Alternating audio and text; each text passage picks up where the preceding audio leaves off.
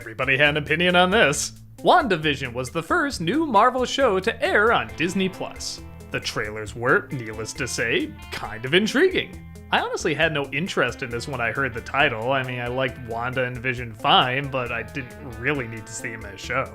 But as soon as I saw this idea of reliving all these classic sitcoms, but kinda with this dark edge, I almost thought this was gonna be like a TV comedy version of Get Out. Like this satire about how everything looks okay on the surface, but as you dive deeper, there's kind of these really dark, disturbing elements going on. And applying that to the world of sitcoms where there's literally a laugh track and everybody's happy and things wrap up in a half hour, I thought this was gonna be brilliant. But when it aired, everyone had their own extreme view of it. Some loved it, some hated it, some said it started off great and got really bad, others say it started off bad and got really great. So now that time has passed and things have calmed down, my thoughts on the show are, yeah, not that great. But I don't know, didn't hate it. I think there's definitely some good stuff in there, and I really love this idea. I just feel like it never took full advantage of it. It felt like they were trying to throw so much at the wall to see what sticks and try to please everybody, and sometimes that works and it can be done very cleverly, but this time around, it just felt too unfocused. The initial idea, without going too much into spoilers, is that Wanda and Vision seem to be the star of their own sitcom. In the first episode, it has kind of a Dick Van Dyke, Donna Reed feel to it, and in the second episode, it has kind of a Bewitched I Dream of Jeannie feel to it, and every time a new episode starts, they seem to be in a new decade and combine the most popular shows of that decade to represent what kind of domestic problems they're going through. Not surprisingly, as the show continues, we see what's going on in the real world and how this connects to Wanda and Vision's world. And the more it continues, the more answers we get, but then are taken back, but then are revealed again to be what they said the first time. Maybe, kinda, but not really, through ethical loopholes. Okay, so let me talk about the good stuff first. They recreate the looks of these shows flawlessly. As soon as they start, you recognize what decade it is, what style of show they're doing, and can even pick out certain elements in the set that are from the shows they're satirizing. I also like that when something different happens that's not representative of what's on the show, the shots change, sometimes the color changes, it mixes things up a little bit more, and you know something's off.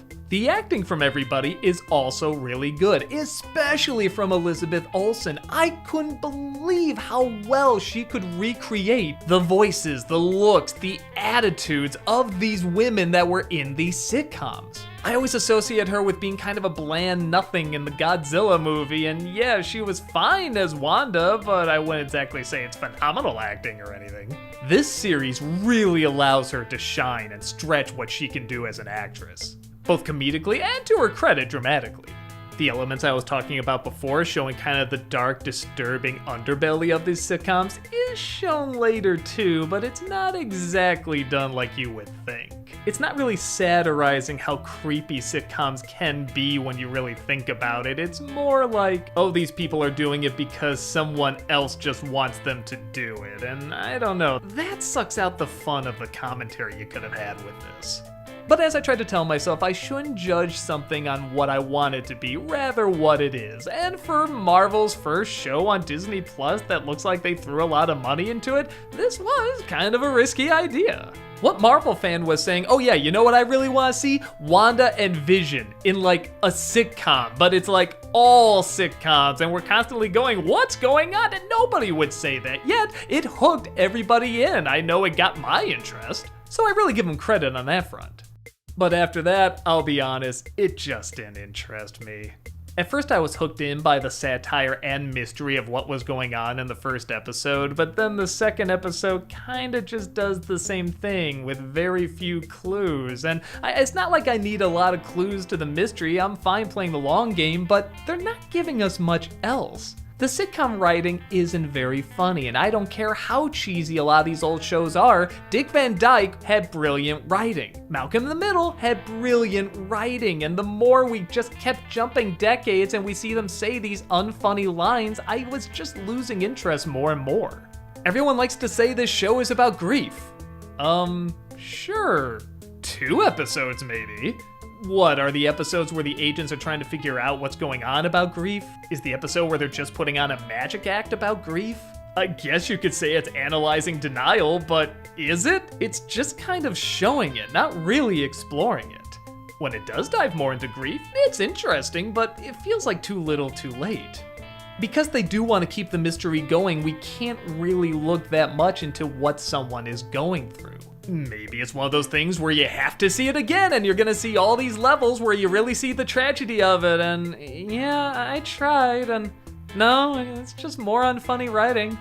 Even the agents who are trying to figure out what's going on, we have one that's okay, but not really that memorable. The dude from Ant-Man, who, let me tell you, I've seen on Off the Boat and can be incredibly funny, and he is not funny here. And our own female Matthew Broderick, Kat Dennings. Oh yeah, she gets a lot of screen time in this. You're welcome. When it is finally revealed what's going on, a lot of people complain that the climax had just another generic action scene with laser beams and such, and honestly, I didn't mind too much. At least something was going on. And I actually kind of liked it. Ended in a logic off. Again, I won't go too much into spoilers, but I really enjoyed that one character had to outwit the other verbally. He had to make him think and question himself, and I thought that was very clever.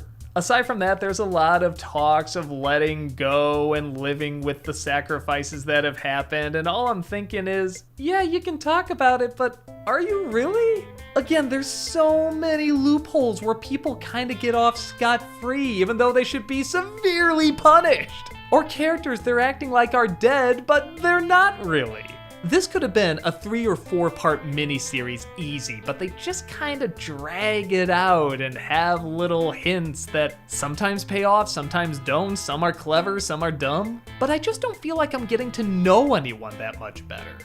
Okay, look, if you're one of these people that hates this show and what it was building up and not delivering on, I get it. And if I was really invested throughout the whole thing, maybe I'd be really off too, but it kind of lost me early on, so I didn't get that angry.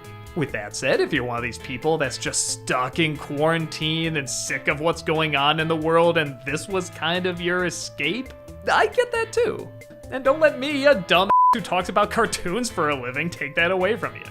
I'm just offering the point of view of the impact it had on me, which is not that big.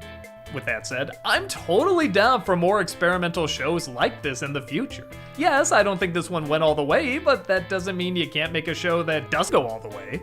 I like when a powerful mainstream studio experiments. If it doesn't work the first time, make it work the second time, or the third, or the fourth, just keep trying it. But overall, how this fared for me, it was just a very middle of the road meh.